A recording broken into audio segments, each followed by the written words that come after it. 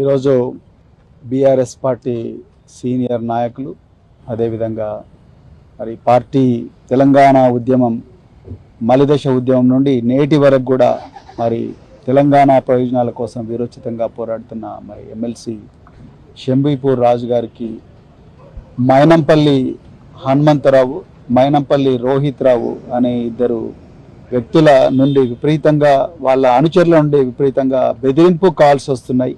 నిన్ను చంపుతాము, నువ్వు ఏం చేసుకుంటావో చేసుకునే బెదిరింపు కాల్స్ చాలా విపరీతంగా వస్తుంటే ఆధారాలన్నింటితోని ఈరోజు సైబరాబాద్ పోలీస్ కమిషనర్ అవినాష్ మహంతి గారికి మరి మేమందరం కూడా పెద్దలు మధుసూనాచారి గారు, దాసు శ్రవణ్ గారు, వివేకానంద్ గారు, రవీంద్రరావు గారు, షంబీపూర్ రాజు గారు అందరంగా మరి మేమందరం కూడా లక్ష్మారెడ్డి గారు, తర్వాత డాక్టర్ సంజయ్ గారు అందరం కలిసి ఈరోజు ఒక కంప్లైంట్ ఇవ్వడం జరిగింది. మరి సిపి గారు వెంటనే ఈ కంప్లైంట్ మొత్తం కూడా పరిశీలించి తప్పకుండా కేసు నమోదు చేసి విచారించి తప్పకుండా బాధ్యుల మీద చర్యలు తీసుకుంటామనేసి చెప్పడం జరిగింది. వారికి హృదయపూర్వకంగా మరి ధన్యవాదాలు తెలుపుతా ఉన్నాం. మరి ముఖ్యంగా నేను మళ్ళీ తెలంగాణ డీజీపీ గారిని అదేవిధంగా మరి మిగతా పోలీస్ అధికారులను ఒక్కటే రిక్వెస్ట్ చేస్తున్నా.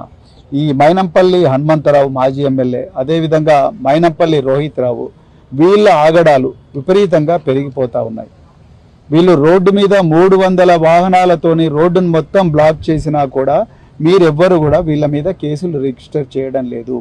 వీళ్ళు అనరాని భాష, అన్పార్లమెంటరీ లాంగ్వేజ్ ఓపెన్గా మీడియా ముందు పెట్రోలు పోసి చంపుతాము బిడ్డ అని కేటీఆర్ను హరీష్ రావు గారిని బెదిరించినా కూడా మీరెవ్వరు కూడా కేసులు రిజిస్టర్ చేయడం లేదు. వాళ్ళు ఏం చేసినా కూడా కేసు రిజిస్టర్ చేయలేదు. వాళ్ళు కారు బైనెట్ మీద కూర్చొని యూనిఫామ్లో డ్యూటీలో ఉన్న పోలీస్ అధికారులను కూడా బెదిరించినా కూడా సెక్షన్ 353 ఐపీసీ కింద మీరు కేసు రిజిస్టర్ చేయడం లేదు. వీళ్ళ నేర చరిత్ర అంతా చూసిన తర్వాత కూడా మీరు వీళ్ళను పీడీ యాక్ట్ కింద జైలుకు పంపించే ప్రయత్నం చేయడం లేదు.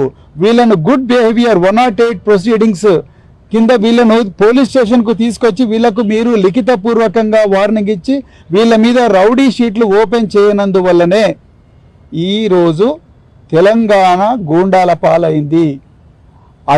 ఏమంటారు, ప్రజల చేత ఎన్నుకోబడ్డ ప్రజాప్రతినిధులను కూడా ఈరోజు వీళ్ళు బెదిరించే స్థాయికి వచ్చిండ్రు. వీళ్ళ అనుచరులను ఉసికొల్పి వీళ్ళని బెదిరించే స్థాయికి వచ్చిండ్రు. ఆయన కూడా పోలీసు శాఖ మిన్నకుండా ఉండడం కరెక్ట్ కాదు.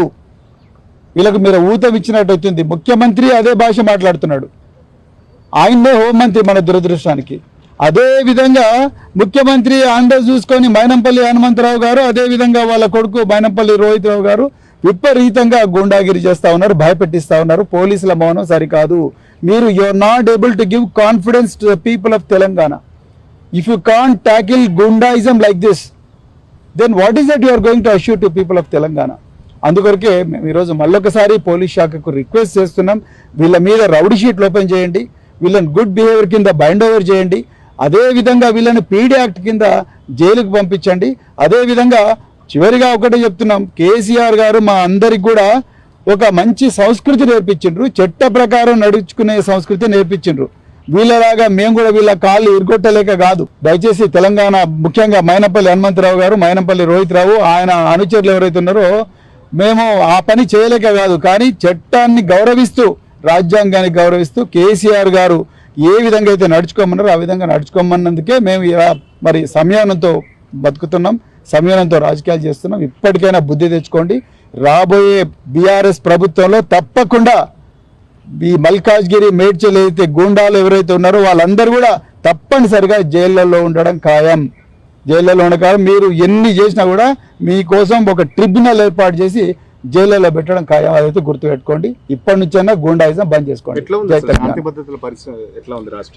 ఘోరంగా ఉందండి శాంతి భద్రత. ఒక నేర చరిత్ర ఉన్న వ్యక్తే ముఖ్యమంత్రి హోంమంత్రి అయినప్పుడు శాంతి భద్రతలు ఏముంటది? ఆయన్నే సంపుతా, లాగుల్లో తొండలు ఇడుస్తా, పేగులు మెడకేసుకుంటానే చావు భాష మాట్లాడుతున్న ఒక వ్యక్తి ఇలా ముఖ్యమంత్రి హోంమంత్రి అయినప్పుడు ఏముంటుంది? ఆయన ప్రతీకారోచితం రగిలిపోతా ఉన్నాడు. ప్రతీకారం నేరం. నిజంగా నేను పోలీస్ డిపార్ట్మెంట్ ఒక్కటే ప్రశ్న అడుగుతున్నా. పోలీసు వ్యవస్థ అనేది సృష్టించబడ్డది బలహీనులను, ఏమాత్రం సహారా లేని వ్యక్తులను వాళ్ళని కాపాడమని మరి పోలీసు వ్యవస్థ సృష్టించబడ్డది. ఇలా అధికారంలో ఉన్న వ్యక్తులు దౌర్జన్యాలు చేస్తుంటే ప్రతిపక్షాలను రక్షించాల్సిన బాధ్యత పోలీసు వ్యవస్థ మీద ఉంది. కానీ ప్రతిపక్షాల మీద అక్రమ కేసులు పెట్టి ప్రతిపక్షాల మీద దాడులు జరుగుతూ ఉంటే మీరు కేసులు పెట్టకుండా దాడులు చేసిన అధికార పక్షాన్ని మీరు కాపాడుకుంటూ వస్తూ ఉంటే, సహిస్తూ వస్తూ ఉంటే ఇంకెక్కడ పోలీసుకు ఉంటుంది, ఇంకెక్కడ శాంతి భద్రతలు ఉన్నాయి, ఇంకెక్కడ రాజ్యాంగం ఉన్నది, ఇంకెక్కడ ఫండమెంటల్ రైట్స్ ఉన్నాయి, ప్రాథమిక హక్కులు ఉన్నాయి, అవన్నీ కథం అయిపోయినాయి. తెలంగాణ అనేది వల్లకాడు అవుతున్నది. తెలంగాణ పూర్తిగా శాంతి భద్రతలు క్షీణించినాయి. రేవంత్ రెడ్డి గద్దె దిగితే తప్ప మళ్ళీ తెలంగాణలో శాంతి అనేది రాదు అని నేను అనుకుంటున్నాను. Thank you very much.